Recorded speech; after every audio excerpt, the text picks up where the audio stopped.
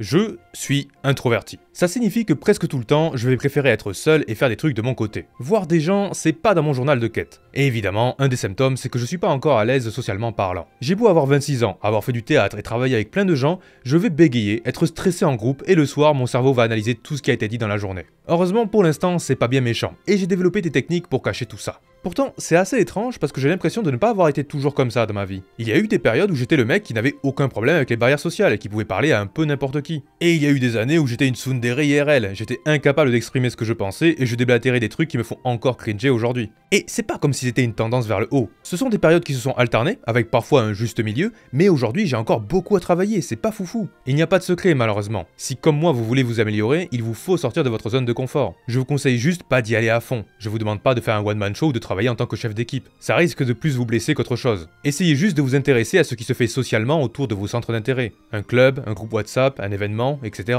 Il y a énormément d'occasions de vous sociabiliser sans trop se brusquer. Personnellement, il y avait même une époque où je tapais la conversation avec les chauffeurs de bus. C'est interdit normalement, mais ils aiment bien discuter et te dire que si tu conduis mal devant eux, c'est ta voiture qui va voler, pas le bus. Après, je vous dis ça, mais ça m'a pas empêché d'avoir des moments que je regrette encore aujourd'hui. Il y avait une période, quand je travaillais, où l'image était un peu importante. On mettait un costard et on travaillait avec des responsables de département et des chefs. Et j'arrive sur le site, première fois que je rencontre ce client. Bonjour, vous allez bien? Oui, et vous? Ça va et vous?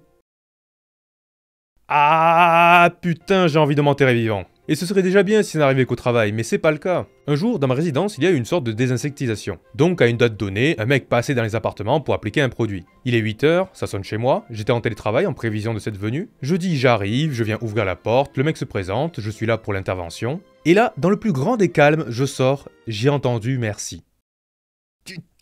Comment j'explique que je voulais dire que j'étais au courant de son arrivée et que je le remerciais de son aide? En tout cas, j'ai clairement pas eu le temps de me justifier, et ça sonnait aussi horrible que ça en a l'air. Je déteste ma vie. Donc, en tant qu'introverti, j'ai du mal à parler aux gens. Et le pire, c'est quand il faut discuter de moi. Ça, c'est l'épreuve ultime. Les questions de base, j'ai l'habitude avec la famille ou les connaissances. Tu fais quoi dans la vie? T'as des hobbies? Tu fais quoi ces vacances? Alors, avec les filles, ça se passe comment? Ça, je connais. Par contre, quand il faut développer, c'est un supplice. Comment je raconte aux gens que le projet le plus concret à long terme dans ma vie, c'est un rendez-vous chez le médecin? Comment je raconte aux gens que je préfère passer mes vacances enfermées chez moi à lire des œuvres pour en parler sur internet? Comment? Donc dans ce contexte de désespoir, j'ai développé une technique que j'ai nommée « J'ai pas à parler si quelqu'un parle à ma place ». Si demain on se rencontre, vous avez intérêt à être prêt, parce que j'ai 10 000 questions à vous poser dans le seul but de ne pas devoir parler de moi. Et ça marche, on dirait que je sais faire la conversation alors qu'en fait j'ai un script mental que je sors à chaque fois. C'est pas très compliqué en plus, puisqu'il y a forcément un moment où ça parle de boulot ou de hobby. Donc je demande « Et toi, tu fais quoi ?»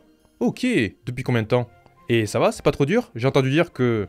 En vrai, c'est quelque chose qui pourrait m'intéresser, mais j'ai peur que... J'ai un pote qui fait un truc un peu similaire. Et plus la discussion avance, plus je pose des questions sur les micro-détails que j'obtiens. En plus, avec un peu de chance, j'ai déjà eu des échos sur le sujet. Pas besoin d'être calé, les gens se font un plaisir de me corriger si j'ai tort. Bienvenue dans ma spécialité. Par contre, pas question de faire l'hypocrite ou le faux cul. Par politesse, je fais un effort pour mémoriser tout ce qu'on me dit. Bah oui, je suis littéralement en train de laisser ma place d'orateur, donc un peu de respect. Survie sociale n'est pas incompatible avec bon sens. Il y a juste une faiblesse à ma technique, c'est que je suis hyper influençable. Si vous me donnez votre opinion avec quelques idées et que j'ai pas d'avis sur le sujet, vous pouvez être sûr que pendant des mois, je vais défendre vos arguments. Jusqu'au jour où quelqu'un me dira « Non, Seine, là tu dis des conneries », et là j'irai m'enterrer vivant. Un très bon exemple, c'est quand j'étais étudiant, et un jour dans ma résidence, il y avait des témoins de Jéhovah qui passaient. En vrai, tout ce que j'aurais dû faire, c'était dire « Non merci, je ne suis pas intéressé ». C'est pas mal poli du tout quand c'est bien dit. Donc ceux qui ont peur, n'hésitez pas à dire non. Sauf que j'étais pas encore comme ça. Ils sont polis et ils m'expliquent donc un peu leur point de vue. Vous connaissez probablement la métaphore de la montre. Si on trouve une montre sur la plage, c'est trop bien fait pour que ce soit le fruit du hasard. Donc les humains qui sont bien faits ne sont pas le fruit du hasard. Et à l'époque, je m'en foutais. On pouvait très bien être sur une terre plate avec des éléphants et une tortue que ça aurait pas changé mon rank sur LoL. Donc finalement, j'ai pas réfuté leurs idées, on a discuté longtemps et j'ai même fini par donner mon numéro à l'un d'entre eux. Au final, il ne s'est rien passé, j'ai coupé les ponts d'une manière ou d'une autre, mais vous voyez bien à quel point je suis bonne patte. Tant qu'on me demande pas de boire le sang d'une chèvre sacrifiée, je vais être en mode pourquoi pas.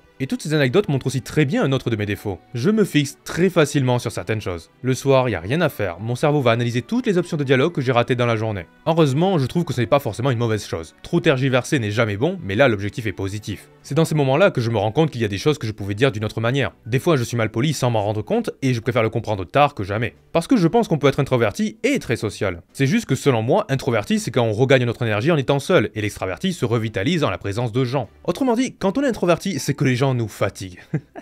Maintenant, vous en savez un peu plus sur moi. Pour ceux qui se sentent concernés et qui veulent changer, je vous le dis, essayez de vous améliorer petit à petit, à votre rythme, mais sans s'arrêter. Et pour les autres, vous en aurez appris un peu plus sur nos problèmes. J'espère en tout cas que la vidéo vous a plu, et je vous dis à la prochaine.